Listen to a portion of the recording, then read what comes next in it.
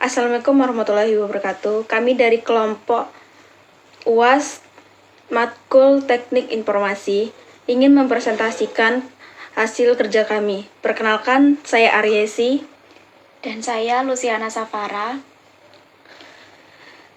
Kami akan membacakan hasil presentasi kami yang akan dibacakan oleh rekan saya, Luciana Safara.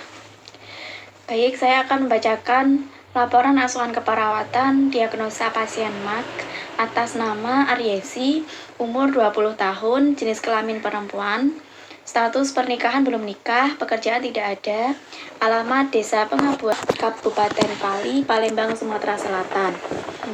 Tanggal masuk rumah sakit 10 Januari 2025. Diagnosis medis gastritis. Dari data yang saya ambil, data subjektifnya, pasien mengalami nyeri di ulu hati, terutama setelah makan makanan pedas. Kemudian pasien mengeluhkan mual, kembung, dan rasa asam di mulut. Nafsu makan menurun dalam 3 hari, dan memiliki riwayat konsumsi makan yang tidak teratur. Untuk data objektifnya, nyeri tekan pada area epigastrium, abdomen terasa tegang, wajah tampak lelah, kemudian tanda vitalnya tekanan darah 120/80 mmHg, nadi 82 kali per menit, suhu 36,8 derajat Celcius. Diagnosa keperawatan yang saya ambil, nyeri akut berhubungan dengan iritasi mukosa lambung, kemudian ketidakseimbangan nutrisi, kurang dari kebutuhan tubuh berhubungan dengan penurunan nafsu makan, kemudian resiko defisit cairan berhubungan dengan mual dan muntah.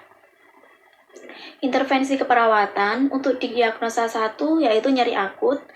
Yang pertama, kaji intensitas, lokasi, dan durasi nyeri, kemudian berikan posisi yang nyaman bagi pasien atau semi-flower, kemudian ajarkan teknik relaksasi atau napas dalam. Yang keempat, kolaborasi pemberian antasida sesuai instruksi dokter. Kemudian diagnosa kedua, ketidakseimbangan nutrisi. Yang pertama, pantau pola makan harian pasien, kemudian berikan makanan lunak dan kecil tapi sering, kemudian edukasi pasien tentang pentingnya pola makan yang teratur. Yang keempat, kolaborasi dengan ahli gizi untuk menyusun diet rendah asam. Yang terakhir, diagnosa ketiga yaitu resiko defisit cairan. Yang pertama, observasi tanda-tanda dehidrasi atau kulit kering, turgor menurun, kemudian berikan cairan sesuai kebutuhan. Yang ketiga, catat jumlah asupan dan keluaran cairan. Evaluasinya, intensitas nyeri menurun dalam skala 6 menjadi 2, kemudian pasien mampu makan sedikit demi sedikit tanpa keluhan. Yang ketiga, tanda vital stabil, tidak ada tanda dehidrasi.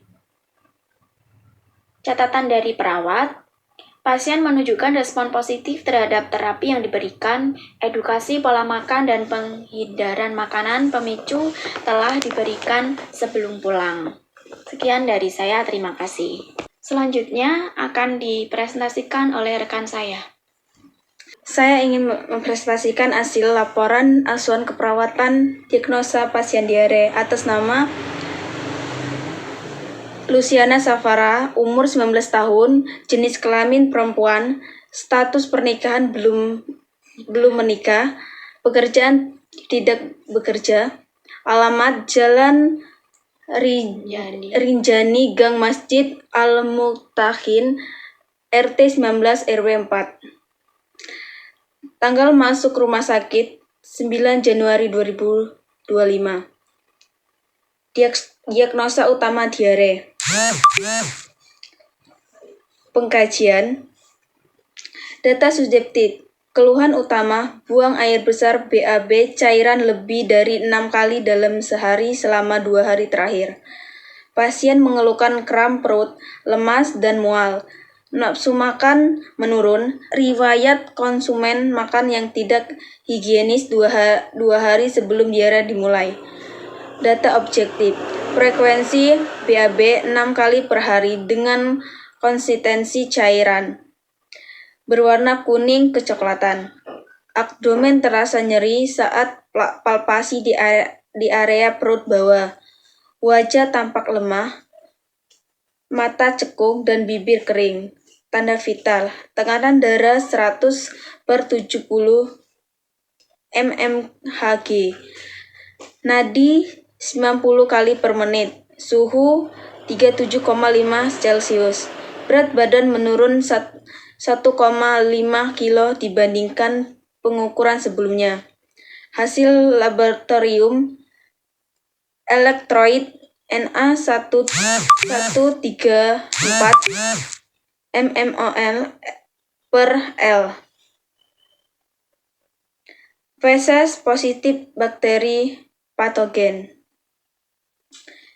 Diagnosa keperawatan. Defisit cairan berhubungan dengan peningkatan kehilangan cairan melalui BAB cair. Ketidakseimbangan nutrisi kurang dari kebutuhan tubuh berhubungan dengan nafsu makan dan menurun. Nyeri akut berhubungan dengan spasme otot gastrointestinal. Intervensi keperawatan. Diagnosa 1.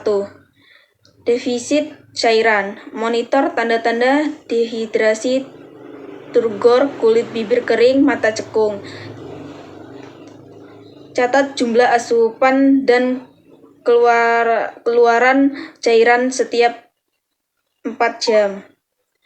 Diagnosa kedua, keseimbangan nutrisi. Pantau pola makan dan berat badan pasien. Anjurkan pasien untuk mengonsumsi makanan mudah dicerna seperti bubur atau pisang. Berikan edukasi tentang makanan higienis dan bergizi. Kolaborasi dengan ahli gizi untuk menyusun diet. Diagnosa ketiga, nyeri akut. Kaji intensitas, lokasi, dan pola nyeri. Ajarkan teknik relaksasi untuk mengurangi rasa nyeri. Berikan posisi nyaman untuk mengurangi spesies perut. Kolaborasi memberi obat antispasmodik sesuai anjuran dokter. Evaluasi. Tanda-tanda hidrasi berkurang, turgor kulit normal, bibir lembab. Frekuensi BAB berkurang menjadi 3 kali per hari dengan konsistensi semi padat. Pasien melaporkan nyeri perut berkurang dari skala 6 menjadi 2 NRS. Pasien mampu makan makanan lunak dalam jumlah cukup. Catatan perawat, pasien menunjukkan perkembangan yang baik dan telah diberikan edukasi terkait pola makan berlebih, makanan, dan pentingnya cairan. Sekian laporan acuan keperawatan diagnosa pasien diare. Saya akhiri. Wassalamualaikum warahmatullahi wabarakatuh.